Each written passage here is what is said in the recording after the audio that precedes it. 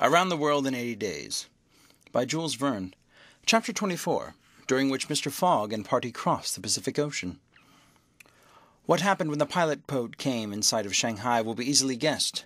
The signals made by the Tankadere had been easily seen by the captain of the Yokohama steamer, who, espying the flag at half-mast, had directed his course towards the little craft. Phileas Fogg, after paying the stipulated price of his passage to John Busby, and rewarding that worthy with an additional sum of £550, ascended the steamer with Aouda and Fix, and they started at once for Nagasaki and Yokohama.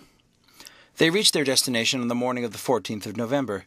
Phileas Fogg lost no time in going on board the Carnatic when he learned, to Aouda's great delight, and perhaps his own, though he betrayed no emotion, that Passepartout, a Frenchman, had really arrived on her the day before. The San Francisco steamer was announced to leave that very evening, and it became necessary to find Passepartout, if possible, without delay. Mr. Fogg applied in vain to the French and English consuls, and after wandering through the streets a long time, began to despair of finding his missing servant. Chance, or perhaps a kind presentiment, at last led him to the Honourable Mr. Badalkar's theatre. He certainly would not have recognized Passepartout in the eccentric mountebank's costume, but the latter, lying on his back, perceived his master in the gallery. He could not help starting, which so changed the position of his nose as to bring the pyramid pell-mell upon the stage. All this Passepartout learned from Aouda, who recounted to him what had taken place on the voyage from Hong Kong to Shanghai on the Tankadere, in company with one Mr. Fix. Passepartout did not change countenance on hearing this name. He thought that the time had not yet arrived to divulge to his master what had taken place between the detective and himself. And, in the account he gave of his absence, he simply excused himself for having been overtaken by drunkenness and smoking opium in a tavern in Hong Kong. Mr. Fogg heard this narrative coldly, without a word, then furnished his man with funds necessary to obtain clothing more in harmony with his position. Within an hour the Frenchman had cut off his nose and parted with his wings, and retained nothing about him which called his secretary of the god Tingo.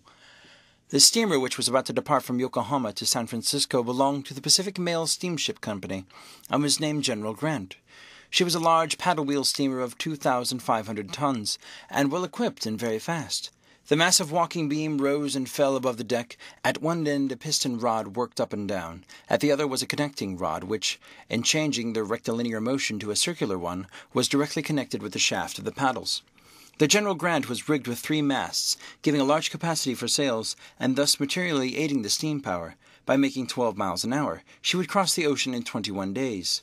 Phileas Fogg was therefore justified in hoping that he would reach San Francisco by the 2nd of December, New York by the 11th, and London on the 20th, thus gaining several hours on the fatal day of the 21st of December. There was a full complement of passengers on board, among them English, many Americans, a large number of coolies on their way to California, and several East Indian officers who were spending their vacation in making the tour of the world.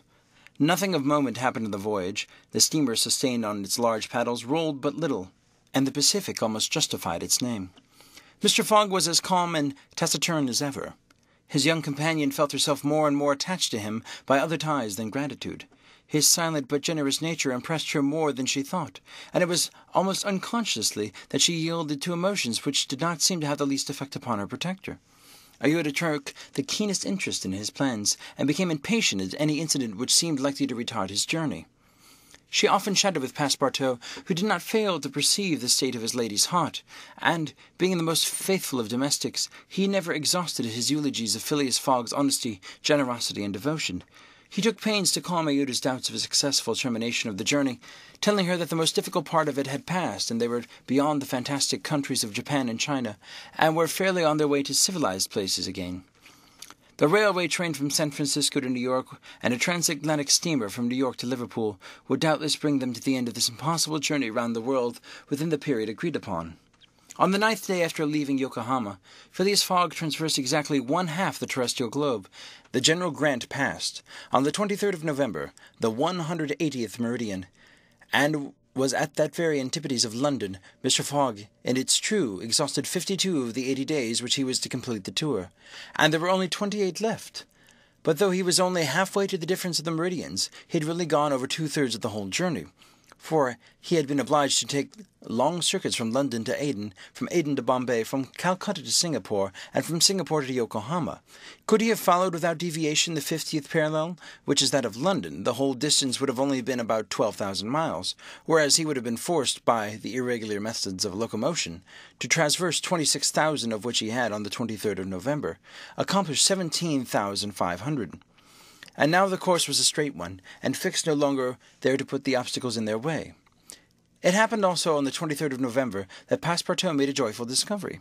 It will be remembered that the obstinate fellow had insisted on keeping his famous family watch at London time, and on regarding that of countries he had passed through as quite false and unreliable. Now, on this day, though he had not changed the hands, he found that his watch exactly agreed with the ship's chronometers. His triumph was hilarious. He would like to know what Fix would say if he were aboard. "The rogue told me a lot of stories," repeated Passepartout, "about the meridians, the sun, the moon. Moon, indeed. Moonshine, more likely. If one listened to that sort of people, a pretty sort of time would one keep. I was sure that the sun would some day regulate itself by my watch." Passepartout was ignorant that, if the face of his watch had been divided into 24 hours, like the Italian clocks, he would have no reason for exultation. For the hands of his watch would then, instead, as of now, indicating 9 o'clock in the morning, indicate 9 o'clock in the evening, that is, the 21st hour after midnight, precisely the difference between London time and that of 180th meridian. But if Fix had been able to explain this purely physical effect, Passepartout would not have admitted, even if he had comprehended it. Moreover, if the detective had been on board at that moment, Passepartout would have joined issue with him on quite a different subject and in an entirely different manner. Where was Fix at the moment? He was actually on board the General Grant. On reaching Yokohama, the detective, leaving Mr. Fogg, whom he expected to meet again during the day, had repaired at once to the English consulate, where he had at last found the warrant of arrest. It had followed him from Bombay, and had come by the Carnatic, on which steamer he himself was supposed to be. Fix's disappointment may be imagined when he reflected that the warrant was now useless. Mr. Fogg had left English ground, and it was now necessary to procure his extradition. "Well," thought Fix in a moment of anger, "my warrant is not good here, but it will be in England. The rogue evidently intends to return to his own country, thinking he has thrown the police off his track. Good, I will follow him across the Atlantic. As for the money, heaven grant that there be some left." But the fellow was already spending travelling, rewards, trials, bails, elephant, and all sorts of charges, more than £5,000. Yet, after all, the bank is rich. His course decided on, he went on board the General Grant, and was there Mr. Fogg and Aouda arrived. To his utter amazement, he recognized Passepartout, despite his theatrical disguise. He quickly concealed himself upon his cabin, to avoid an awkward explanation, and hoped, thanks to the number of passengers, to remain unperceived by Mr. Fogg's servant. On that very day, however, he met Passepartout face to face on the forward deck. The latter, without much a word, made a rush for him, grasped him by the throat, and, much to the amusement of the group of Americans, who immediately began to bet on him, administered to the detective a perfect volley of blows, which proved the great superiority of French over English pugilistic skill. When Passepartout had finished, he found himself relieved and comforted. Fix got up in somewhat rumbled condition, and, looking at his adversary, coldly said, "Have you done?" "For this time, yes." "Then let me have a word with you, but in your master's interests." Passepartout seemed to be vanquished by Fix's coolness, for he quietly followed him, and they sat down aside from the rest of the passengers. "You have given me a thrashing," said Fix. "Good. I expected it. Now listen to me. Up to this time I had been Mr. Fogg's adversary. Now I am in his game." "Aha!" cried Passepartout. "You are convinced he is an honest man?" "No," replied Fix coldly. "I think him a rascal. Don't budge and let me speak. As long as Mr. Fogg was on English ground, it was for my interest to detain him there until my warrant of arrest arrived. I did everything I could to keep him back. I sent the Bombay priest after him. I got you intoxicated at Hong Kong. I separated you from him. I made him miss the Yokohama steamer." Passepartout listened with closed fists. "Now," resumed Fix, "Mr. Fogg seems to be going back to England. Well, I will follow him there, but after I will do as much to keep obstacles out of his way as I've done at this time to put them in his path. I've changed my game, you see, and simply because it was for my interest to change it. Your interest is the same as mine, for it is only in England that you will ascertain whether you are in the same service of a criminal or an honest man." Passepartout listened very attentively to Fix, and was convinced he spoke with entire good faith. "Are we friends?" asked the detective. "Friends? No," replied Passepartout, "but allies, perhaps. At the least sign of treason, however, I will tryst your neck for you." "Agreed," said the detective quietly. 11 days later, on the 3rd of December, the General Grant entered the Bay of the Golden Gate and reached San Francisco.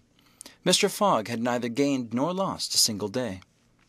End of Chapter 24. Read by David Russell for Lit2Go. Available on the web at fcit.usf.edu.